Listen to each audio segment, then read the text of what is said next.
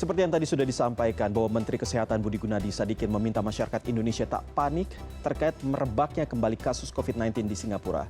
Meski nantinya varian baru ini berpotensi masuk Indonesia, namun Budi menilai tingkat penularan dan tingkat fatalitas varian ini cukup rendah. Dan untuk membahas terkait hal ini, saya akan berbincang dengan juru bicara Kementerian Kesehatan, Muhammad Syahril. Halo, selamat siang Pak Syahril. Apa kabar Pak Syahril? Ya, selamat siang, Oke. Mas Iqbal. Salam sehat. Salam sehat selalu Pak Syahril. Pak Syahril, ini berbicara soal varian baru di Singapura. Nah, ini sebenarnya seperti apa Pak? Apakah Kemenkes sudah mendeteksi kalau varian ini sebenarnya juga sudah ada di Indonesia, mengingat tidak ada pembatasan lagi soal mobilitas warga antar negara, baik itu dari Singapura ke Indonesia maupun sebaliknya? Ya, terima kasih. Jadi betul berita lonjakan kasus di Singapura itu karena ada varian baru atau subvarian baru ya. Nah, memang sudah diingatkan pada saat kita mencabut pandemi oleh Bapak Presiden kalau COVID itu masih ada. Dan disampaikan juga bahwa COVID ini akan selalu bermutasi. Nah, saat ini yang di Singapura itu adalah subvarian baru dari Omicron juga dengan jenis KP1 dan KP2. Memang sejak awal kan mutasi ini kan terus-menerus berubah Mas ya. Ada XBB, kemudian ada JN, kemudian terakhir ini adalah KP1 dan juga ada KP2. Nah, alhamdulillah untuk di Indonesia belum kita temukan dan belum ada laporan kasus untuk subvarian baru tersebut ya. Nah, berbicara soal karakteristik dari varian KP1 dan KP2 ini sebenarnya seperti apa Pak? Apakah juga berpotensi untuk menimbulkan gelombang lonjakan COVID di negara-negara lain? Ya, dilaporkan dari Singapura karena terbanyak kasus ada di Singapura. Memang subvarian baru ini walaupun lonjakan kasusnya tinggi, hampir 2 kali lipat ya, tetapi tingkat kesakitannya dan hospitalitasnya rendah dan juga angka kematian juga rendah.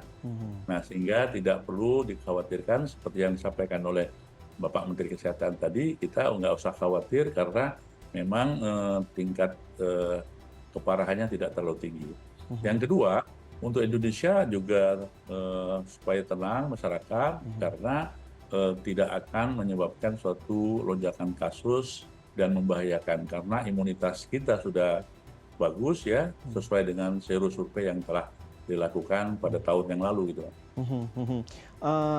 Pak Syahril, ini berbicara soal yang tadi Bapak sudah sampaikan terkait dengan COVID-19 yang sebenarnya selalu bisa berkembang begitu ya, bisa berkembang dan juga muncul dengan varian-varian barunya. Nah, ini sebenarnya apakah memang tidak akan pernah hilang, ini artinya bahwa virus COVID-19 akan selalu ada? Apakah ini juga tidak membuat kekhawatiran baru bahwa mungkin saja bahwa varian ini bisa mungkin sudah tidak cocok lagi dengan imunitas yang sudah kita dapatkan sebelumnya?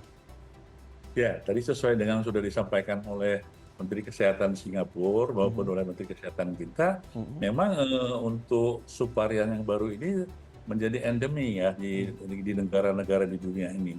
Jadi bukan lagi menjadi pandemi ya. Nah, endemi itu artinya ya seperti flu biasa ya, flu biasa dengan strain-strain yang berubah. Nah, kita tidak terlalu panik, khawatir karena ini seperti halnya flu biasa. Yang penting bagi kita satu, menjaga kesehatan tubuh kita masing-masing. Yang kedua, melakukan protokol yang memang selama ini sudah kita jalankan.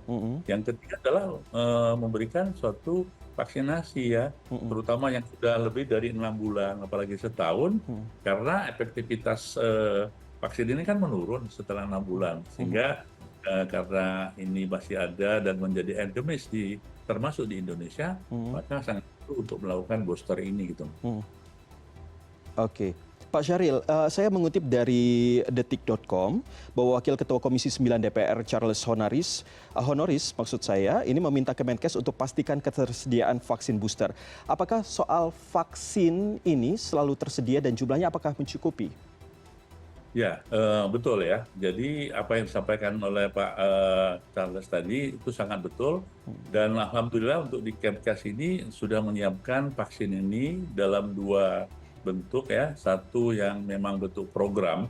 Program ini artinya masyarakat masih gratis ya.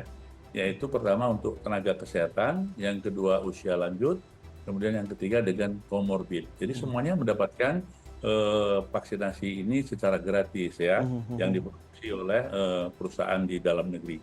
Kemudian juga ada vaksin yang disebut dengan vaksin mandiri atau berbayar. Yep. Nah, masyarakat yang tidak masuk kelompok tadi, maka dia diharapkan dapat mandiri atau berbayar untuk melakukan vaksinasi. Dan untuk kecukupan vaksin kita cukup Pak ya. Jadi masih ada sekitar 5 juta dosis yang ada, Inapak maupun Indopak itu bisa didistribusikan manakala diperlukannya. Baik, sekali lagi bahwa tidak perlu khawatir terkait dengan munculnya varian baru ini, tetapi tetap harus menjaga kesehatan dan juga kebersihan begitu ya Pak ya intinya. Terima kasih.